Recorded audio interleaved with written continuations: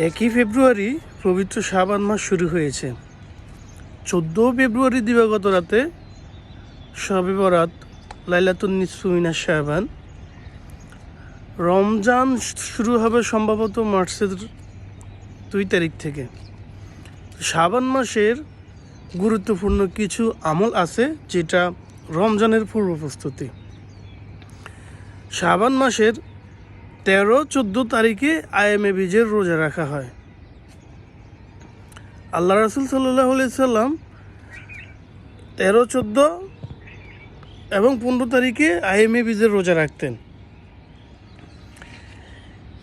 এই এক মাসে যে কোনো দিনে 3টি রোজা রাখলে পুরো মাসে রোজার সওয়াব পাওয়া যায়।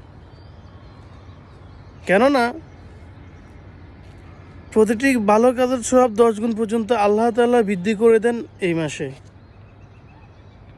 তাই রমজানের প্রস্তুতি হিসেবে আমাদেরকে এই মাসের 13, 14 এবং 15 তারিখে 3টি নফল রোজা রাখতে হবে, যেটাকে আয়ামে বীজের রোজা বলা হয়।